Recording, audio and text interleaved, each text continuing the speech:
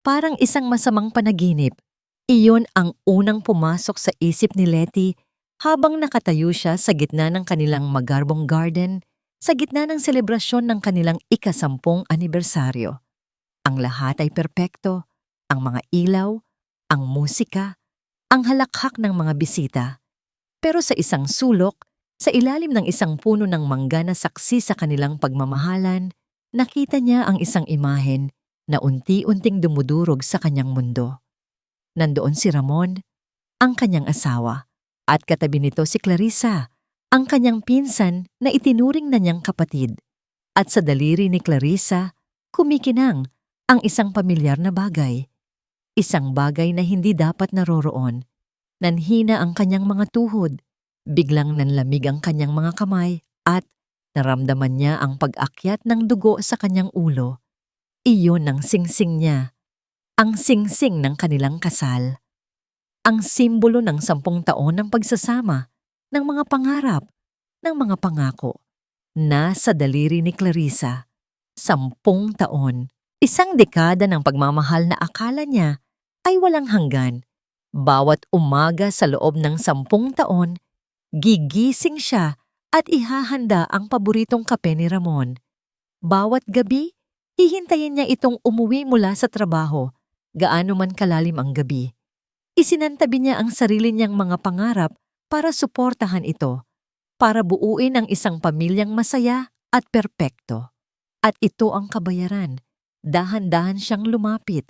Hindi niya namalayan na napigil na pala niya ang kanyang paghinga. Ang tugtugin ay tila humina, at ang boses ng mga tao sa paligid ay naglaho. Tanging ang tibok ng kanyang puso ang naririnig niya. Isang malakas at masakit na kabog sa kanyang dibdib. Ramon, tawag niya. Nanginginig ang boses. Napalingon si Ramon, at sa mukha nito ay nakita ni Letty ang pagkataranta, ang gulat, ang kasalanan. Letty, kanina ka pa ba riyan? Nauutal na tanong ni Ramon, pilit nang ngumingiti. Ngunit ang mga mata ni Letty ay nakapako sa kamay ni Clarissa, na tila sinasadyang ipangalandakan ang suot nitong alahas. Isang ngiting mapang-asar ang gumuhit sa mga labi ng kanyang pinsan. Ang singsing ko, mahinang sabi ni Letty, halos isang pakiusap. Bakit na sa'yo, Clarissa? Hiram lang, Ate Letty. Sagot ni Clarissa, ang tamis sa kanyang boses ay may halong lason. Bagay ba sa akin? Hindi ito isang tanong, isa itong insulto, isang deklarasyon. Hindi na nakasagot si Letty. Ang sakit ay tila isang punyal na bumaon ng malalim sa kanyang puso, at ang hangin ay tila naubos sa kanyang baga. Ang kanilang pagtatalo ay nakakuha ng atensyon ng iilang bisita, at hindi nagtagal, lumapit ang ina ni Ramon, si Doña Mercedes na may kunot sa noo. Anong kaguluhan ito? Mataray na tanong ng matanda. Letty, huwag kang gumawa ng eksena. Nakakahiya sa mga bisita.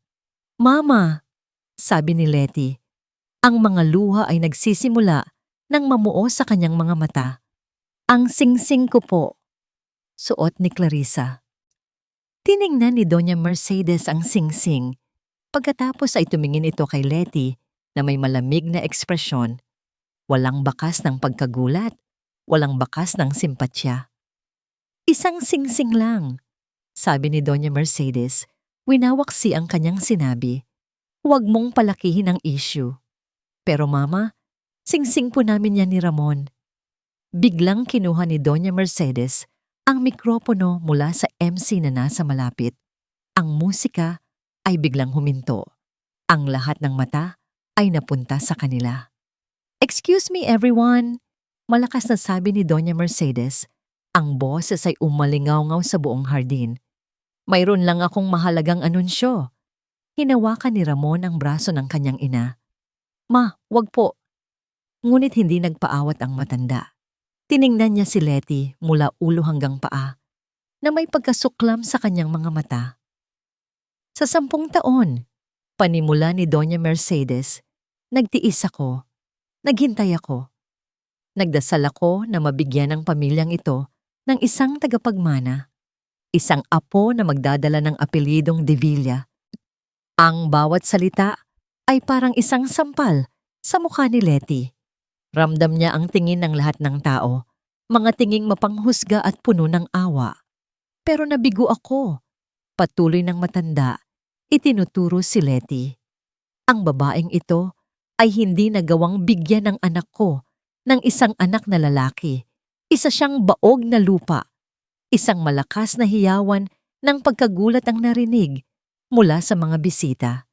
Niyakap ni Letty ang kanyang sarili, nais na maglaho na lang sa kinatatayuan. Pero ang Diyos ay maawain, sabi ni Doña Mercedes, at ngayon ay inakbayan niya si Clarissa na nakangiti ng buong pagmamalaki. Dahil sa wakas, magkakaroon na rin ako ng apo. Buntis si Clarissa at si Ramon ang ama. Gumuho ang mundo ni Letty. Ang anunsyo ay parang isang bombang sumabog at ang mga pira-piraso ng kanyang puso ay kumalat sa sahig. Nakita niya ang pag-iwas ng tingin ni Ramon. Nakatayo lang ito, nakayuko, hindi makatingin sa kanya, isang duwag. Lumapit si Clarissa sa kanya, hinahaplos ang tiyan nito. Pasensya ka na, Ate Letty. Bulong nito, sapat lang para marinig niya. May mga bagay talaga na hindi para sa'yo. Katulad ng pagiging ina. At katulad ni Ramon. Sa gitna ng ingay, ng mga bulungan, at ng kahihiyan, iisa lang ang malinaw kay Letty. Tapos na ang lahat. Hinablot ni Doña Mercedes ang braso ni Letty. Ang mga kuko nito ay bumaon sa kanyang balat. Lumayas ka sa pamamahay na ito. Sigaw ng matanda. Ang galit ay nag-aalab sa mga mata nito. Wala ka ng silbi. Bumuhos ang malakas na ulan, kasabay ng mga luhang walang tigil sa pag-agos mula sa mga mata ni Letty.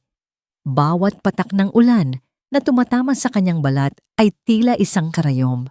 Ngunit hindi nito matalo ang sakit na nararamdaman niya sa loob. Ang magarbong gate ng mansyon ay isinara sa kanyang harapan. Isang malakas na kalabog na tila nagsasabing wala na siyang babalikan. Wala siyang dalang kahit ano, maliban sa suot niyang bestida na basang-basa na ngayon. At sa isang maliit na wooden lunchbox. Ang tawag niya rito ay ball, na naisampa niya mula sa kusina bago siya kinaladkad palabas.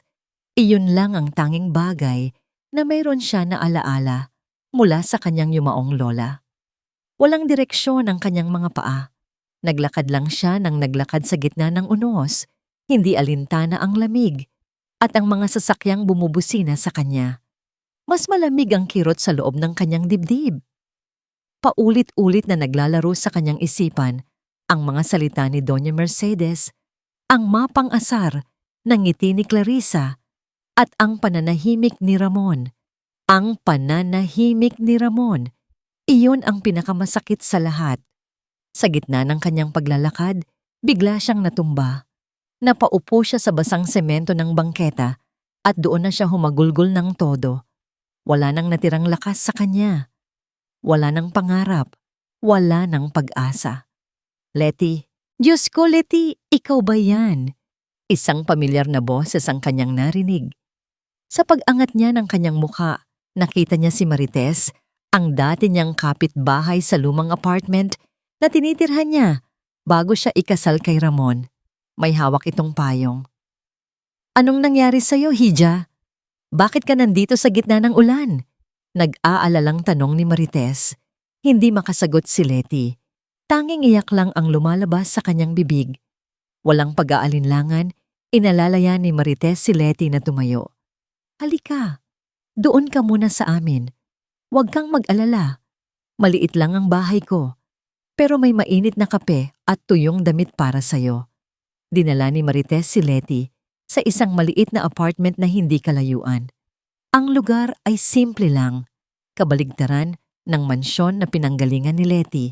Ngunit ramdam niya ang init ng pagtanggap.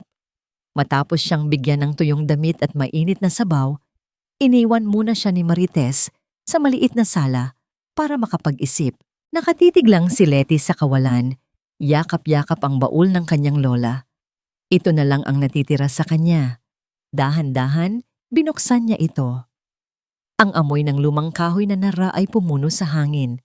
Sa loob, naroon ang mga isinulat kamay na resipe ng kanyang lola. Mga resipe ng iba't ibang kakanin. Puto, kutsinta, sapin-sapin, biko. Mga pagkaing nagpapaalala sa kanya ng kanyang masayang kabataan, noong ang tanging problema niya lang ay kung paano uubusin ang lahat ng luto ng kanyang lola. Muling pumatak ang kanyang mga luha, tumutulos sa mga lumang papel. Hinaplos niya ang ilalim ng baul at naramdaman niya ang isang kakaibang umbok. May isang maliit na bahagi ng kahoy na tila hindi nakalapat ng maayos. Sa kanyang pag-uusisa, sinubukan niyang iangat ito. Isang maliit na sikretong kompartimento. Sa loob nito ay may isang sobrang naninilaw na sa katagalan. Nanginginig ang mga kamay niya habang binubuksan ito. Sa loob ay may 2 dokumento. Ang isa ay isang sulat. Aking pinakamamahal na apo, Letty. Basa niya sa sulat kamay ng kanyang lola. Kung nababasa mo ito, marahil ay nasa isang pagsubok ka ng iyong buhay. Huwag kang panghinaan ng loob. Ang baul na ito ay hindi lang naglalaman ng mga recipe, kundi ng iyong kinabukasan. Ang lakas mo ay wala sa yaman ng iyong mapapangasawa, kundi nasa dugo at pawis ng ating mga ninuno. Ang pangalawang dokumento ay isang titulo ng lupa, isang malawak na lupain sa probinsya na nakapangalan sa kanya. At sa ilalim nito ay isang bank book na may malaking halaga, isang lihim na mana na hindi kailanman nabanggit sa kanya. Nanlaki ang mga mata ni Letty. Hindi niya alam kung ano ang mararamdaman. Ang lola niya, sa buong panahon na ito, ay nag-iwan sa kanya ng isang bagay na mas hihigit pa sa pera. Isang panimula, isang pagkakataon. Niyakap niya ng mahigpit ang mga papel. Ang ulan sa labas ay patuloy pa rin sa pagbuhos, ngunit sa loob ng kanyang puso, tila may isang bahaghari na unti-unting sumisibol. Ang mga luhang pumapatak mula sa kanyang mga mata ay hindi na lang dahil sa sakit, kundi dahil sa pasasalamat at bagong pag-asa. Hinawakan niya ng mahigpit ang titulo ng lupa. Ang papel ay tila nagbigay sa kanya ng kakaibang lakas. Tumingin siya sa bintana, pinanood ang pagpatak ng ulan sa salamin. Hindi pa ito ang katapusan. Naramdaman niya ang pag-init ng dugo sa kanyang mga ugat. Isang determinasyon na hindi niya kailanman naramdaman noon. Hindi pa ito ang katapusan. Bulong niya sa sarili. Ang boses ay nanginginig ngunit puno ng kapasyahan. Magsisimula pa lang ako. Ang maliit na kusina ni Marites ay naging isang mundo ng amoy ng gata, pandan, at bagong saing na malagkit. Sa loob ng 1 linggo, iyon ang naging santuwaryo ni Letty. Doon niya ibinuhos ang lahat ng kanyang sakit, galit, at pangungulila. Sa bawat pagmasa ng galapong, sa bawat paghalo ng latik, sa bawat pag-ayos ng mga bilao. Sigurado ka ba rito, Hija? Tanong ni Marites isang umaga habang pinupunasan ng pawis sa kanyang noo. Hindi biro ang magtinda. Nakakapagod. Ngumiti lang si Letty. Isang pilit, ngunit determinadong nangiti. Ito na lang po ang alam kong paraan, Tita Marites, at ito po ang alaala ni Lola sa akin. Gamit ang kaunting natitirang pera at ang tulong ni Marites, gumawa sila ng isang simpleng Facebook page. Kakanin ni Lola, Letty's Delicacies. Nag-post sila ng mga litrato ng mga kakanin na niluto niya. Makukulay, makintab, at halatang gawa sa pagmamahal. Sa unang 2 araw, halos walang nangyari. May iilang likes mula sa mga kaibigan ni Marites. Isang order mula sa kapitbahay. Nagsimulang kabahan si Letty. Baka nagkamali siya ng desisyon. Baka hanggang dito na lang talaga siya. Sa 3 araw, habang abala sila sa paghahanda ng panibagong batch ng kutsinta, biglang sumigaw si Marites. Letty, halika rito, dali! Kailangan mong makita to. Nagtatakang lumapit si Letty sa maliit na lamesa kung saan nakapatong ang cellphone ni Marites. Nanginginig ang kamay ng matanda habang itinuturo ang screen. Isang video. Isang video na kuha noong gabing iyon. Napanood ni Letty ang sarili niya, basang-basa sa luha. Narinig niya ang bawat masasakit na salita mula kay Doña Mercedes. Nakita niya ang mapanuyang ngiti ni Clarissa at ang pagkaduwag ni Ramon. Ang video ay malinaw, kuha mula sa cellphone ng isa sa mga bisita. Para siyang hinubaran sa harap ng buong mundo. Ang pinakapribado at pinakamasakit na sandali ng kanyang buhay ay nakalantad na ngayon para pagpiyastahan ng lahat. Sino? Sino ang nag-post nito? Nanginginig niyang tanong. Hindi ko alam, anak, sabi ni Marites. Puno ng awa ang boses. Kumakalat na sa buong Facebook. Libo-libo na ang shares. Napasalampak si Letty sa upuan. Ang sakit ay bumalik. Mas matindi pa kaysa dati. Gusto niyang magtago. Gusto niyang lamunin siya ng lupa. Ngunit biglang tumunog ang cellphone niya. Isang ping mula sa Facebook Messenger. Pagkatapos, isa pa at isa pa. Sunod-sunod. Walang tigil. Kinuha ni Marites ang cellphone ni Letty. Nanlaki ang mga mata nito. Letty, mga order. Bulong ni Marites, hindi makapaniwala. Ang daming order. Kinuha ni Letty ang cellphone. Ang kanyang inbox ay puno, hindi lang ng mga tanong kung paano umorder, kundi ng mga mensahe ng suporta. We stand with you, Letty. Huwag kang mag-alala. Karma is real. Saan po kami pwedeng bumili? Gusto ka naming tulungan. Ang tapang mo, girl. Ipaglaban mo ang sarili mo. Ang video na akala niya ay wawasak sa kanya ay siya palang mag-aangat sa kanya. Ang kahihiyan ay napalitan ng simpatya. Ang mga estranghero ay naging mga kakampi. Nang gabing iyon, sa unang pagkakataon, nag-livestream si Letty sa kanyang page. Nanginginig pa ang kanyang mga kamay habang inaayos ang cellphone sa ibabaw ng isang salansan ng libro. Magandang gabi po. Panimula niya basag ang boses. Ako po si Letty. Hindi niya napigilan ang pagtulo ng kanyang mga luha. Hindi ko po hiningi ang nangyari. Hindi ko po gustong malaman ng buong mundo ang pinagdaanan ko. Sabi niya, humihikbi. Pero sa lahat po ng nagpadala ng mensahe, sa lahat po ng sumusuporta sa akin, maraming salamat po. Binigyan niyo po ako ng pag-asa. Itinaas niya ang isang plato ng sapin-sapin. Ito lang po ang kaya kong gawin ngayon. Ang mga kakanin na turo ng lola ko. Sana po, sa bawat kagat ninyo, maramdaman niyo po ang pasasalamat ko. Kinabukasan, ang kanyang negosyo ay sumabog. Ang kakanin ni lola ay naging viral. Ang babaeng inapi ay unti-unting nakilala bilang ang kakanin queen. Samantala, sa loob ng mansyon ng mga Divilla, ang katahimikan ay nabasag ng galit. Pinanood ni Doña Mercedes ang livestream ni Letty sa kanyang tablet. Ang mukha niya ay kulay ube sa galit. Walang hiya, sigaw niya. Ginagamit niya ang pangalan natin para magpaawa at kumita ng pera. Ang kapal ng mukha. Si Clarissa, na nakaupo sa sofa at hinahaplos ang kanyang tiyan, ay nanatiling kalmado. Isang malamig na ngiti ang gumuhit sa kanyang mga labi habang pinapanood ang umiiyak na si Letty sa screen. Tumingin siya kay Doña Mercedes. Huwag kayong mag-alala, Mama. May plano ako para patahimikin siya. Ang bawat araw sa mansyon ay parang isang magarbong selda para kay Ramon. Ang dating tahanan na puno ng masasayang alaala, kasama si Letty, ay napalitan ng isang malamig at nakakasukang katahimikan na binabasag lang ng mga utos ni Clarissa at ng mga reklamo ng kanyang ina. Ramon, samahan mo akong mag-shopping. Kailangan ko ng mga bagong damit. Sabi ni Clarissa isang hapon habang abala ito sa pag-scroll sa kanyang cellphone. Hindi ba't namili ka lang nung isang linggo? Sagot ni Ramon.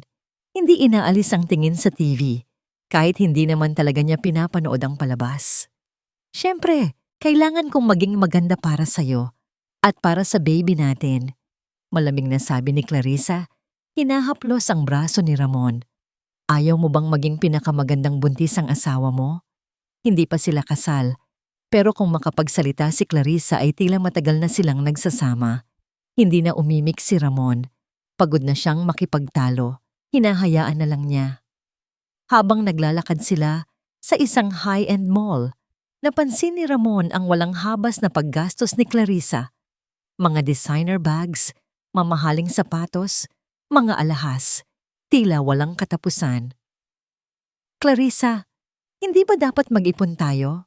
Mahinang sabi ni Ramon habang papasok sila sa isa na namang butik para sa kinabukasan ng bata. Relax ka lang, love, sagot ni Clarissa, hindi man lang lumilingon. Ang pera, kinikita yan. At saka, nandyan naman ang business ng pamilya nyo. May financial advisor din ako, si Sir Marco. Magaling yun. Alam niya kung saan dapat i-invest ang pera natin. Sir Marco, madalas niyang marinig ang pangalang iyon. Isang tao na hindi pa niya nakikita, pero parang ito na ang nagpapatakbo ng lahat. Nang gabing iyon, hindi makatulog si Ramon. Ang imahe ni Letty ay pilit na bumabalik sa kanyang isipan. Ang mukha nitong puno ng sakit noong gabing iyon. Ang mga luha. Binuksan niya ang kanyang cellphone at gamit ang isang dummy account. Sinearch niya ang page ni Letty. Kakanin ni Lola. Nakita niya ang mga litrato. Ang mga ngiti ni Letty habang nagluluto.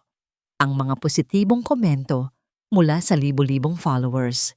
Nakita niya ang livestream nito noong isang gabi. Pinanood niya itong umiyak at sa hindi maipaliwanag na dahilan, naramdaman niya ang isang matinding kirot sa kanyang dibdib. Isang kirot ng pagsisisi, kasabay nito ay isang kakatwang damdamin. Paghanga. Sa gitna ng lahat, nagawa ni Letty na bumangon, mag-isa. Bigla, narinig niya ang boses ni Clarissa mula sa kabilang kwarto.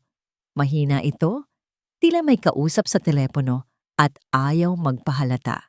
Dahan-dahan siyang bumangon at lumapit sa pinto. Oo Marco, nakuha ko na. Siguraduhin mo lang na malinis ang pagkakalipat, ha? Hindi niya alam. Akala niya para sa isang investment fund. Oo, sige na. Bye. Narinig niya ang pag-click ng telepono. Mabilis na bumalik si Ramon sa kama at nagkunwaring tulog. Sino si Marco? At anong pera ang inililipat? Kinabukasan, habang nasa banyo si Clarissa, hindi napigilan ni Ramon ang sarili. Sinubukan niyang buksan ang online banking app sa cellphone niya. Noong una ay ayaw gumana. Ngunit naalala niya ang isa sa mga paboritong numero ni Clarissa, ang kaarawan nito. Nagbukas ang account. Nanlaki ang mga mata ni Ramon sa kanyang nakita. Isang malaking halaga ng pera, halos kalahati ng kanilang joint savings account, ang nailipat kahapon. Ang pangalan ng kumpanyang pinaglipatan ay hindi pamilyar sa kanya.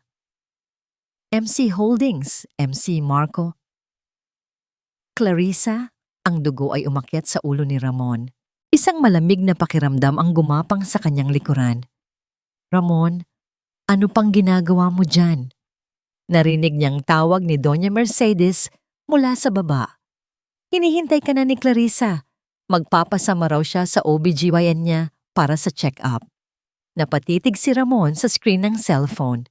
Isang transaksyon, isang tanong, isang butil ng pagdududa na ngayon ay nagsisimula nang lumaki at magugat sa kanyang puso. Sa loob ng isang malamig at modernong opisina, ang tanging maririnig lang ay ang tunog ng ballpen ni Letty na pumipirma sa isang makapal na dokumento. Nakasuot siya ng isang formal na itim na blazer. Ang buhok ay nakatali ng maayos. Wala nang bakas ng babaeng umiiyak sa ilalim ng ulan. Ang nasa harap ng abogado ngayon ay si Miss Leticia Reyes, ang CEO at founder ng Kakanin Queen Corporation.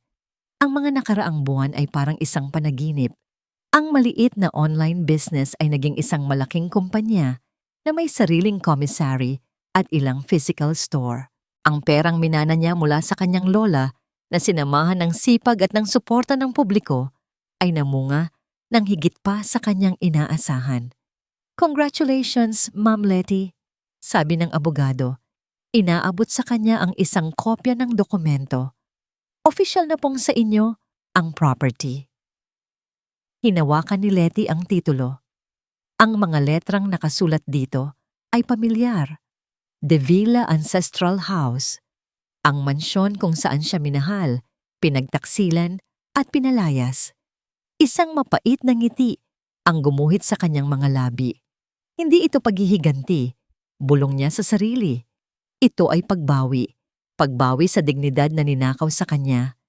Ito ay para tuparin ang isang pangako sa yumaong ama ni Ramon na hinding-hindi niya pababayaan ang bahay na yon, ang simbolo ng kasaysayan ng kanilang pamilya. Isang pangakong binali mismo ng sarili nitong anak at asawa.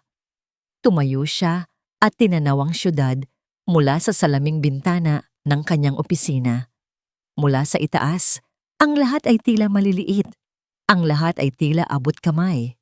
Ramon's Puv. Saan napunta ang pera, Clarissa? Ang sigaw ni Ramon ay umalingaw-ngaw sa buong sala ng mansyon. Hawak niya ang isang bank statement. Nanginginig sa galit. Si Clarissa, na nooy kumakain ng mangga, ay nagulat. Ano bang sinasabi mo, love? Huwag mo akong sigawan. Baka ma-stress ang baby. Huwag mong isama ang bata sa usapang ito. Gigil na sabi ni Ramon. Kalahati ng ipon natin nawala. Inilipat sa isang kumpanyang hindi ko kilala. Anong MC Holdings to? Biglang namutla si Clarissa. Ibinalibag niya ang plato sa lamesa at nagsimulang umiyak. Isang malakas at nakakairitang pag-iyak. Niloko niya tayo, Ramon. Sigaw niya sa gitna ng mga hikbi. Si Sir Marco, sabi niya, sigurado raw ang investment na yon. Sabi niya dodoblihin niya ang pera natin. Pinagkatiwalaan ko siya. Niloko niya ako. Lumabas si Doña Mercedes mula sa kanyang kwarto na alarma sa ingay. Anong kaguluhan ito? Ramon, bakit mo sinisigawan si Clarissa? Buntis ang tao. Ma, nawala ang pera natin, sagot ni Ramon. Halos masabunutan ang sarili sa frustrasyon. Naloko tayo. Ano? Gulat na tanong ng matanda. Hindi pa man sila nakakabawi sa pagkagulat. Isang malakas na katok ang narinig nila mula sa pinto. Isang katok na formal at may awtoridad. Nang buksan ni Ramon ang pinto, dalawang lalaking nakauniporme mula sa bangko at isang abogadong nakabarong ang bumungad sa kanila. Magandang hapon po, sabi ng abogado. Kami po ay mula sa bangko. Narito po kami para iserve ang foreclosure notice para sa property na ito. Ano? Anong foreclosure? Galit na sabi ni Doña Mercedes. Bayad ang bahay na to. Hindi na po, ma'am. Malungkot na paliwanag ng abogado. Ang property na ito po ay ginamit bilang kolateral para sa isang malaking business loan na kinuha ni G. Ramon de Villa ilang buwan na ang nakakaraan. 3 buwan na po kayong hindi nakakapagbayad. Napalingon si Ramon kay Clarissa. Ang business loan na yon ay ideya ni Sir Marco. Para raw sa isang malaking investment, ang mundo ni Ramon ay gumuho. Ang mansyon, ang negosyo, ang pera, lahat nawala. Sa isang iglap, ang mga tauhan ng bangko ay nagsimula nang maglagay ng mga no trespassing signs sa paligid ng bahay. Si Doña Mercedes ay napahawak sa kanyang dibdib, hirap huminga. Hindi maaari, bulong niya. Pagkatapos ay unti-unting dumilim ang kanyang paningin at nawalan siya ng malay. Ilang sandali lang, sina Ramon at ang kakagising lang na si Doña Mercedes ay nakatayo na sa labas ng kanilang sariling gate. Wala nang magawa, kundi panoorin itong isinara at nilagyan ng kadena. Nagsimulang umambon. Sila ngayon ang nasa labas, basang-basa, walang mapuntahan. Ang tanging dala nila ay ang mga damit sa kanilang katawan. Si Clarissa ay wala na. Nagdahilang masama ang pakiramdam at umalis sakay ng isang taxi. Iniwan silang dalawa. Sa gitna ng kanilang kawalan ng pag-asa, isang makintab at itim na sasakyan ang dahan-dahang huminto sa kanilang tapat. Bumukas ang bintana sa backseat. Sa loob ay nakaupo si Letty. Kalmado at payapa ang mukha. Tiningnan niya silang dalawa. Ang dati niyang asawa at ang dati niyang biyenan na ngayon ay mukhang mga basang sisiw sa kalsada. Isang malamig at matalim na tanong ang binitiwan niya na bumaon sa puso nilang dalawa. Naghahanap ba kayo ng trabaho? Ang opisina ni Letty ay malinis, malamig at tahimik. Sa labas ng salaming pader nito, kitang-kita niya ang abalang galaw sa loob ng komisary ng Kakanin Queen at sa gitna ng lahat, nakikita niya sila. Si Doña Mercedes, suot ang isang asul na uniforme ng janitor, ay pilit na itinutulak ang isang timba ng tubig. Ang paraan ng paghawak niya sa mop ay tila diring-diri siya at sa halip na linisin ang sahig, nag-iiwan pa ito ng mga basang marka. Malapit sa industrial sink, nakayuko naman si Ramon. Suot ang kaparehong uniforme, masugid niyang kinukusot ang isang malaking kaldero na pinaglutuan ng latik. Ang mga braso niyang dati nakasanay lang sa pagpirma ng mga dokumento, ay halatang naninibago sa bigat ng trabaho. Hindi ito paghihiganti. Paulit-ulit na sinasabi ni Letty sa kanyang sarili. Ito ay isang aral. Isang aral sa kung ano ang halaga ng dignidad at pagod. Minimum wage, sabi ni Letty noong araw na tinanggap niya sila sa kanyang opisina. Si Ramon ay nakayuko lang, tinanggap agad ang alok. Ngunit si Doña Mercedes ay tumutol. Ano? Gagawin mo kaming katulong? Matapos ang lahat ng ginawa namin para sa'yo? Tiningnan lang siya ni Letty ng malamig. Ito ang alok ko. Tanggapin niyo o hindi. Maraming naghahanap ng trabaho sa labas. Walang nagawa ang matanda. Ang kayabangan ay walang halaga kapag kumakalam ang sikmura. Mula sa kanyang opisina, naririnig ni Letty ang mga bulungan ng mga empleyado. Di ba yan yung mag-inang viral sa Facebook? Oh, grabe no? Ang ganda ni Ma'am Letty, pero grabe pala ang pinagdaanan. Buti nga sa kanila. Karma is a bitch. Napapikit si Letty. Hindi niya masabi kung ano ang nararamdaman niya. May isang parte sa kanya na nasisiyahan, ngunit may isang parte rin na nakakaramdam ng awa. Pinindot niya ang isang button sa kanyang intercom para tingnan ang feed mula sa CCTV. Nakita niya si Ramon na inutusang linisin ang banyo ng mga lalaki. Walang reklamo. Kinuha nito ang mga gamit at pumasok. Nang maglaon, sa screen, nakita niya itong nakaluhod. Kinukusot ang bawat sulok ng inidoro na tila ba ang duminyon ay sumisimbolo sa dumi ng kanyang nagawang kasalanan. Ito ba ang gusto niya? Ang makita silang naghihirap? Hindi. Ang gusto niya ay makita silang matuto. Isang maliit na komosyon ang nakakuha ng kanyang atensyon. Si Doña Mercedes, sa kanyang pagkataranta, ay aksidenteng natabig ang isang baso ng tubig na natapon sa sapatos ng isang batang staff. Ay, sorry, sabi ng staff, medyo gulat. Hindi sinasadya. Mataray na sagot ni Doña Mercedes, tila ba kasalanan pa ng staff na nasa daanan niya ito.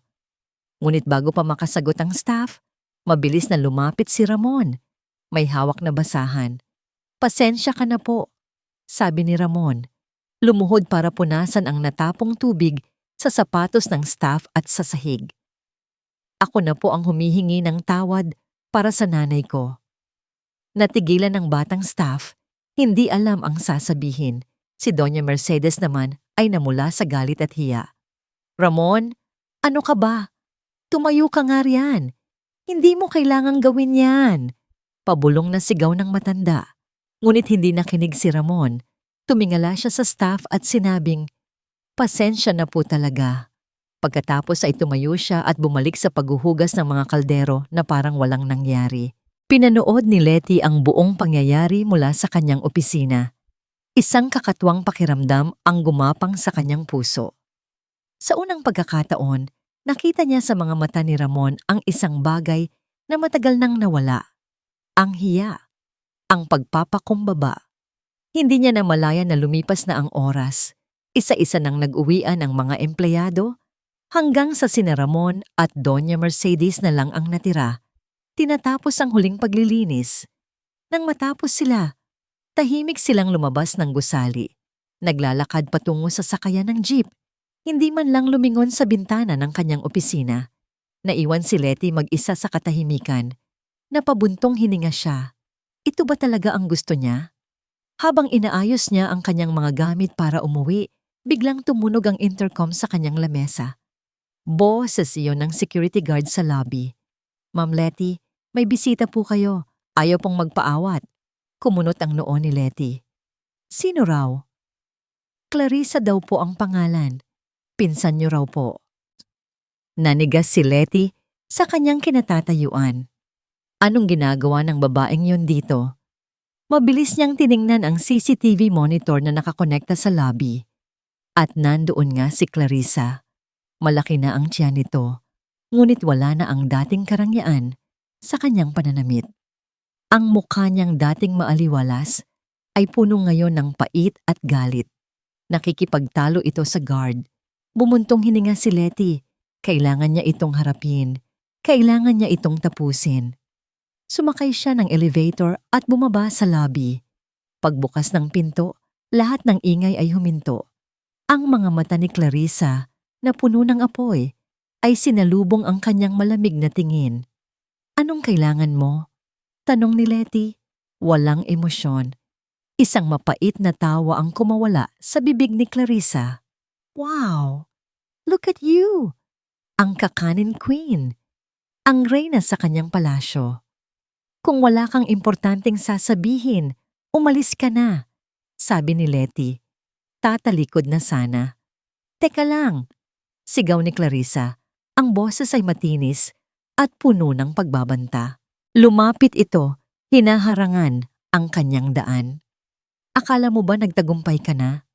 Akala mo ba, dahil nakuha mo ang bahay at ginawa mong alipin ang mag-ina, tapos na ang laban?" Tinitigan ni Letty ang pinsan niya, ang babaeng itinuring niyang kapatid. "Hindi pa tayo tapos, Letty." Bulong ni Clarissa, ang bawat salita ay may dalang lason. Ang mga mata nito ay nag-aapoy sa galit. "Sisirain kita." Ang banta ni Clarissa ay nag-iwan ng isang malamig na takot sa hangin. Ngunit para kay Ramon, ang mga salitang yon ay wala ng bigat. Ang tanging nararamdaman niya ay pagod. Pagod sa katawan, pagod sa isip, pagod sa kaluluwa. Ang bawat araw ay pare-pareho. Gising bago sumikat ang araw, maglakad papunta sa sakayan, magtrabaho ng buong araw sa ilalim ng mapanuring tingin ng mga dating kasamahan, at umuwi sa isang maliit na kwartong inuupahan kasama ang kanyang ina, na walang ginawa kundi magreklamo. Ngunit tinanggap niya ang lahat ng yon. Ito ang kanyang parusa.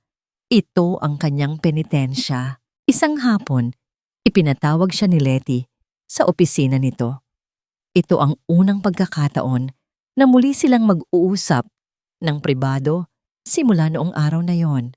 "Ramon," sabi ni Letty, ang boses ay formal at walang emosyon. "May mga luma tayong gamit sa stockroom sa likod. Kailangan ng linisin para sa mga bagong delivery. Ikaw na ang bahala doon." "Sige, Ma'am Letty," sagot niya, nakayuko. Hindi niya magawang salubungin ang tingin nito. Ang stockroom ay madilim, maalikabok, at puno ng mga bagay na nalimutan na. Mga lumang silya, mga sirang gamit sa kusina, at mga kahon ng mga lumang dokumento. Habang naglilinis, nakita niya sa isang sulok ang isang bagay na pamilyar. Isang mamahaling leather handbag. Ang paboritong handbag ni Clarissa. Ang isa sa mga huling bagay na binili nito bago sila bumagsak. Marahil ay naiwan ito sa pagmamadali noong araw na pinaalis sila sa mansyon. Kinuha niya ito, balak na itapon na lang. Ngunit sa pag-angat niya, bumukas ito at nalaglag ang mga laman sa sahig. Isang mamahaling lipstick, isang basag na salamin, at isang nakatuping sobre. Pinulot niya ang sobre. Wala itong pangalan. Sa pag-uusisa, binuksan niya ito. Isang sulat. Ang sulat kamay ay hindi pamilyar, ngunit ang mga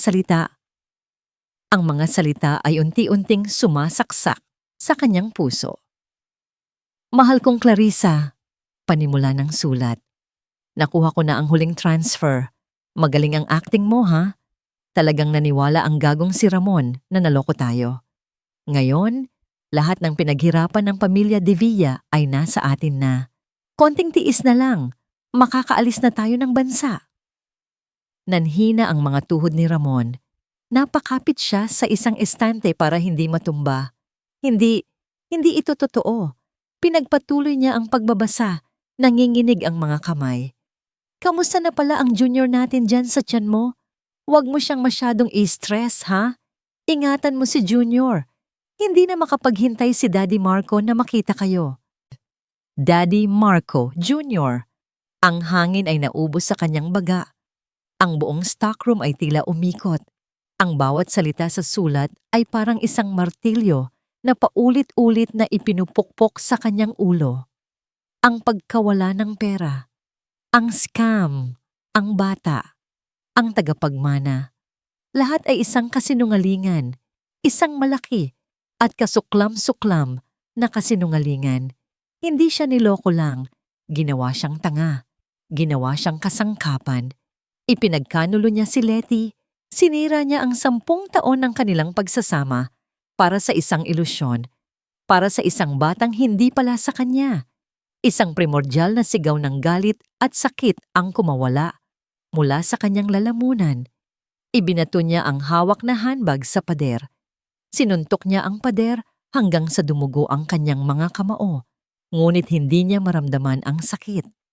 Mas masakit ang katotohanang sumasampal sa kanya. Kinuha niya ang kanyang cellphone at nanginginig na idinayal ang numero ni Clarissa.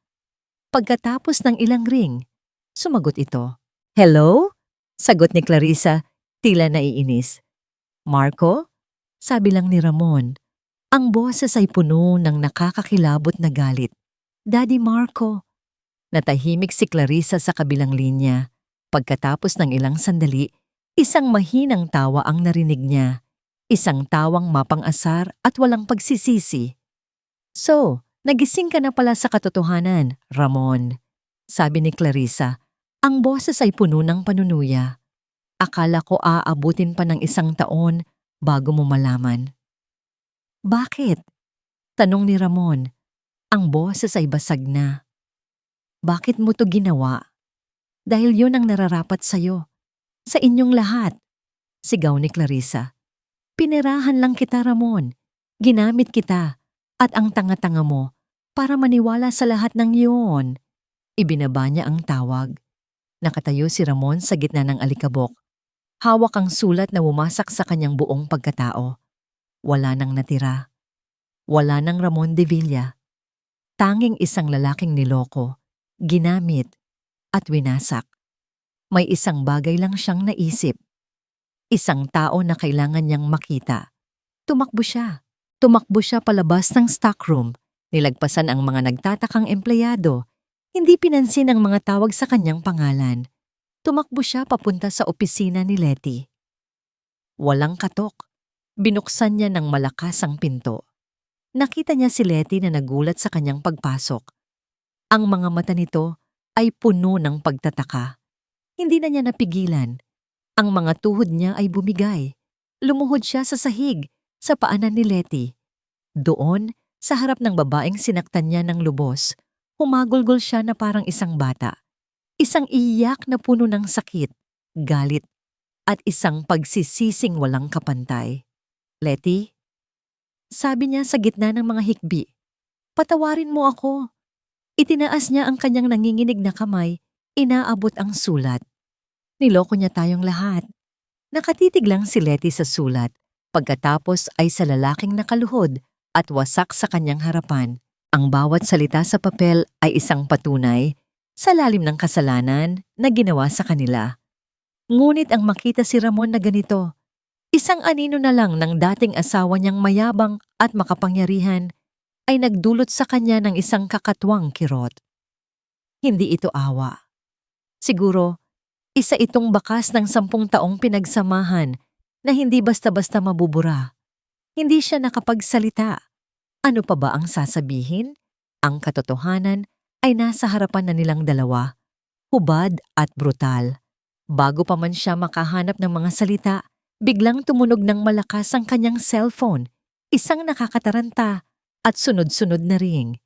Nakita niya ang pangalan ni Marites sa screen. "Hello, tita?" Sagot niya. Ang boses ay medyo nanginginig pa rin. "Letty, yung bahay, yung lumang bahay niyo." Sigaw ni Marites sa kabilang linya. Ang boses ay puno ng takot. "Nasusunog!" Nanlaki ang mga mata ni Letty. "Ano po? Paanong nangyari?" "Hindi ko alam. Nakita ko na lang na may makapal na usok. Natawag na namin ang mga bumbero pero..." "Letty! Ang laki ng apoy!" Biglang napatayo si Ramon. Ang pag-iyak ay napalitan ng pagkataranta nang marinig ang usapan. "Anong nangyayari?" "Ang bahay nasusunog." Bulong ni Letty, hindi makapaniwala. Isang malamig na takot ang biglang gumapang sa puso niya. "Tita, si Doña Mercedes po? Nasaan siya?" Tanong niya sa telepono. "Hindi ko alam, Letty. Kanina, nakita ko siyang pumasok doon sa may servants' quarters sa likod para kunin yung mga naiwan niyang damit. Hindi ko alam kung nakalabas na siya." Parang binuhusan ng nagyayalong tubig si Ramon. "Si Inay, hindi na sila nagsayang ng oras. Sabay silang tumakbo palabas ng opisina, pababa ng gusali, at sumakay sa kotse ni Letty. Ang biyahe ay puno ng nakabibinging katahimikan. Tanging ang malakas na kabog ng kanilang mga dibdib at ang tunog ng sirena ng bumbero sa di kalayuan ang maririnig. Pagdating nila, ang eksena ay parang isang bangungot. Ang mansyon ng mga De Villa, ang tahanan na minsan niyang tinawag na sa kanya, ay nilalamon ng nagngangalit na apoy. Ang itim na usok ay pumapailan lang sa kalangitan. Ang mga bumbero ay abala sa pag-apula ng apoy at ang mga kapitbahay ay nagkakagulo sa kalsada. "Si Inay!" Sigaw ni Ramon at akmang tatakbo papasok. "Sir, delikado! Wag po!" Pigil sa kanya ng isang bumbero. "Pero ang nanay ko nasa loob," pilit ni Ramon. Ang muka ay puno ng desperasyon. "Ginagawa po namin ang lahat, sir. Pero masyadong malakas ang apoy sa loob. Hintay na lang po natin." Ngunit sa gitna ng ingay at kaguluhan, isang pamilyar na tunog ang narinig ni Ramon. Isang mahinang ubo na sinundan ng isang sigaw ng paghingi ng tulong. Galing ito sa bintana ng kwarto sa likod bahay. Ang kwarto kung saan natutulog ang kanyang ina, Ramon Spove. "Inay!" Nang marinig niya ang sigaw ng kanyang ina, nawala ang lahat sa isip ni Ramon. Ang takot, ang pag-aalinlangan, ang mga bumbero. Isa lang ang malinaw. Kailangan niyang iligtas ang kanyang ina. Ito na marahil ang huling pagkakataon para may gawin siyang tama. Iwinaksin niya ang kamay ng bumberong nakahawak sa kanya at tumakbo ng buong bilis patungo sa nagliliyab na bahay. "Ramon!" "Wag!" Narinig niyang sigaw ni Letty. Mula sa kanyang likuran, ang boses ay puno ng takot. Ngunit hindi siya lumingon. Ang nakakapasong init ay sumalubong sa kanya pagpasok niya. Ang makapal at itim na usok ay agad na naging dahilan ng kanyang pag-ubo. Ginawang mahirap ang paghinga. Ang tunog ng nababasag na salamin at nagbabagsakang debris ay nakakabingi. "Inay, nasaan ka?" Sigaw niya. Tinatakpan ng kanyang ilong at bibig ng manggas ng kanyang damit. "Ramon, tulong!" Narinig niyang sagot, mahina at hirap. Sinundan niya ang boses, binabagtas ang pasilyong dati pamilyar sa kanya, ngunit ngayoy parang isang impyerno. May isang nagbabagang piraso ng kahoy na nahulog mula sa kisame, ilang pulgada lang mula sa kanya. Hindi niya ito ininda. Sa wakas, narating niya ang pinto ng kwarto. Sarado ito. Sinipa niya ito ng buong lakas. Isa, dalawa. Sa ikatlong sipa, bumigay ang pinto. Sa loob, sa gitna ng makapal na usok, nakita niya ang kanyang ina.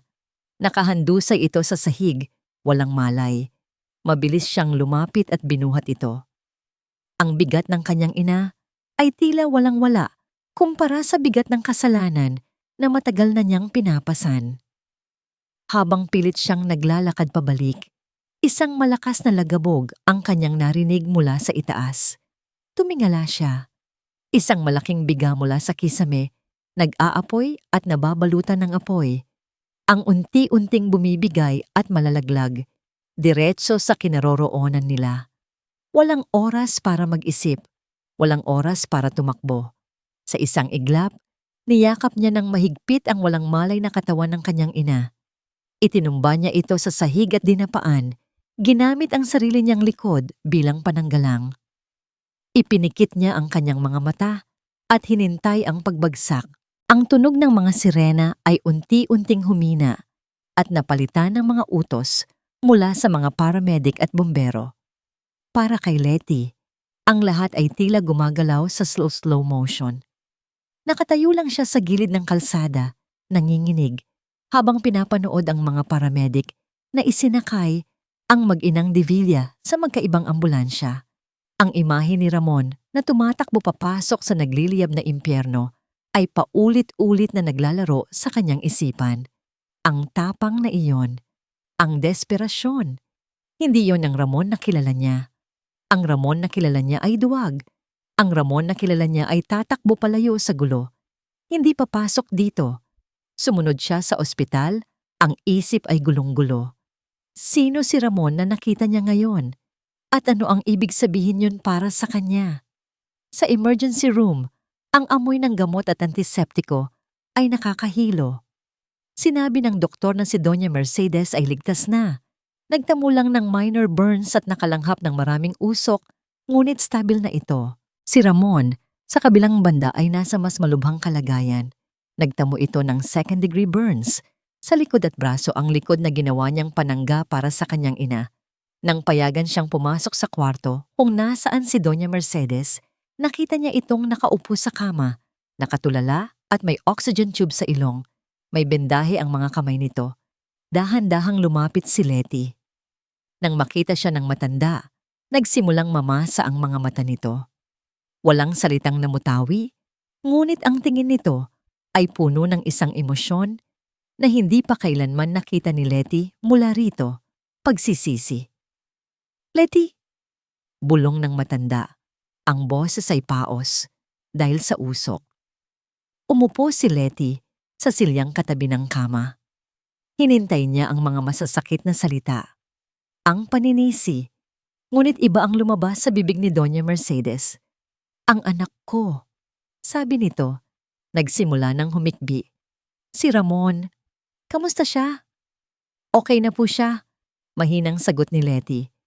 Inaasikaso na po siya ng mga doktor. Isang malakas na hagulgol ang kumawala mula sa matanda. Kasalanan ko to lahat. Kasalanan ko. Kung hindi dahil sa akin, kung naging mabuti lang akong ina, kung naging mabuti lang akong biyenan sa'yo. Hinawakan nito ang kamay ni Letty. Ang kamay na dati dumuduro at nananampal ay ngayon nanginginig at naghahanap ng kalinga. Patawarin mo ako, anak, sabi nito sa gitna ng pag-iyak. Patawarin mo ako, Letty. Anak. Anak. Ang salitang iyon ay tumagos sa puso ni Letty. Ang salitang matagal na niyang hinintay na marinig, hindi dahil sa obligasyon, kundi dahil sa pagtanggap. At sa pagkakataong ito, naramdaman niyang totoo ito. Hindi niya namalayan, tumutulo na rin pala ang sarili niyang mga luha. Dahan-dahan, hinawakan niya pabalik ang kamay ng matanda. Ilang sandali pa, isang pulis ang lumapit sa kanila. Ma'am Letty Reyes? Tanong ng pulis. May nakuha na po kaming impormasyon tungkol sa sanhi ng sunog. Arson po. Sinadya. Nanlaki ang mga mata ni Letty. Ayon po sa witness, isang buntis na babae ang nakitang pumasok sa likod ng bahay niyo bago magsimula ang apoy. May dala raw po itong isang lalagyan ng gasolina. Nahuli na po namin siya, hindi kalayuan sa lugar, kasama ang isang lalaki. Ang pangalan daw po ay Clarissa Sandoval at Marco aka Sir Marco. Napatakip si Letty sa kanyang bibig. Ang galit ni Clarissa ay umabot na sa puntong handa itong pumatay. Lumipas ang ilang oras. Si Doña Mercedes ay nakatulog na dahil sa gamot. Si Letty naman ay nakaupo sa labas ng kwarto ni Ramon. Hinihintay itong magising. Nang sa wakas ay imulat ni Ramon ang kanyang mga mata. Ang unang nakita niya ay si Letty, na tahimik na nakabantay sa kanya. Ang likod niya ay nababalutan ng makapal na bendahe at ramdam niya ang matinding kirot. "Letty," hirap niyang sabi. Lumapit si Letty. "Huwag ka munang magsalita. Magpahinga ka." Ngunit umiling si Ramon. May determinasyon sa kanyang mga mata. Sa kabila ng sakit. "Si Inay?" "Ligtas na siya, Ramon. Dahil sa'yo." Isang butil ng luha ang pumatak mula sa mata ni Ramon. "Mabuti naman." Tinitigan niya si Letty. Ang mukha nitong nag-aalala. Ang mukha na matagal niyang hindi pinahalagahan. "Alam kong hindi ako karapat-dapat, Letty." Bulong niya, ang bawat salita ay puno ng bigat. "Alam kong wala akong karapatang humingi ng kahit ano, pero hayaan mo akong patunayan na nagbago na ako."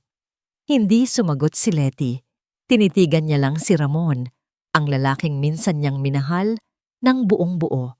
At sa ilalim ng mga bendahe at sugat, sa likod ng sakit at pagsisisi, nakita niya ang isang bagay na matagal na niyang hinahanap. Ang Ramon na handang ipaglaban ang mga taong mahalaga sa kanya. Ang Ramon na natagpuan na muli, ang kanyang nawawalang dangal sa gitna ng nagngangalit na apoy.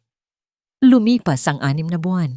Ang dating kinatatayuan ng mansyon ng mga De Villa ay isa na ngayong bakanteng lote.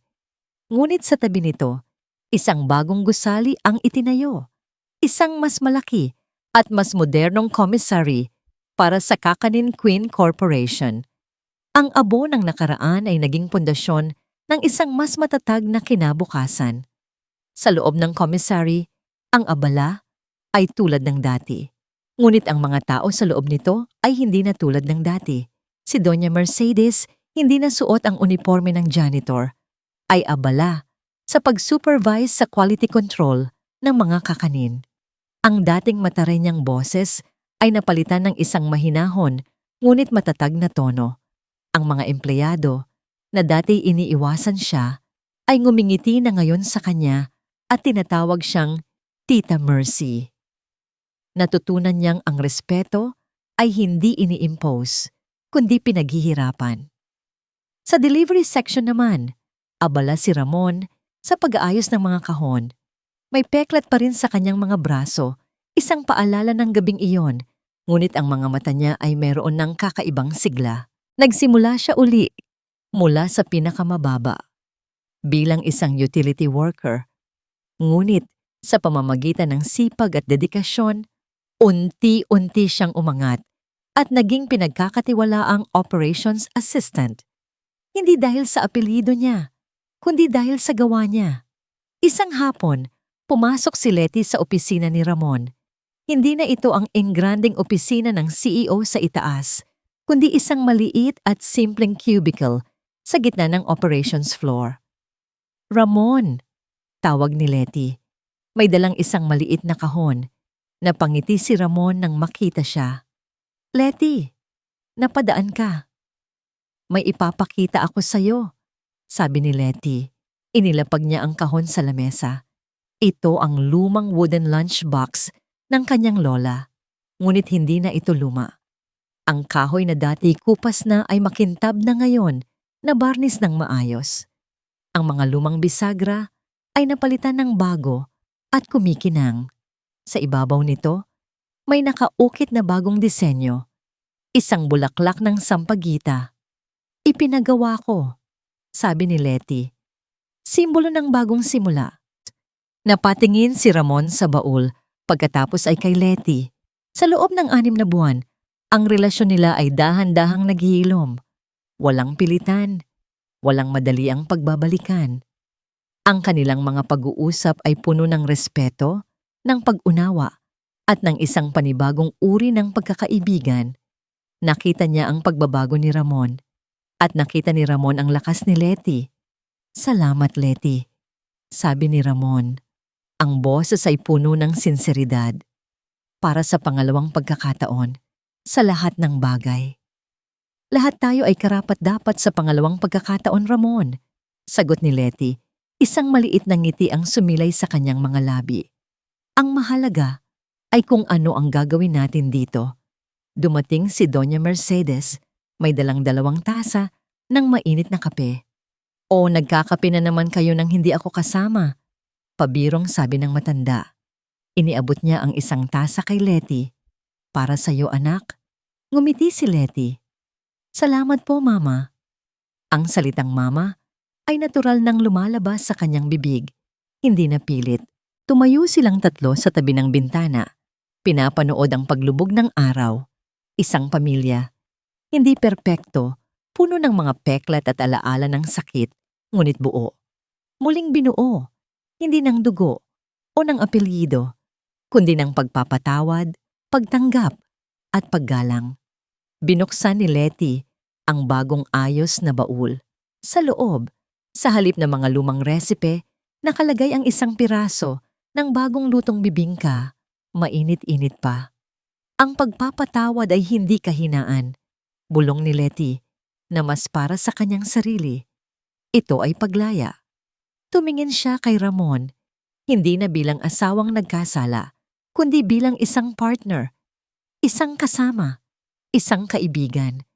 Ang hinaharap ay hindi pa malinaw. Hindi pa sila mag-asawa ulit sa papel.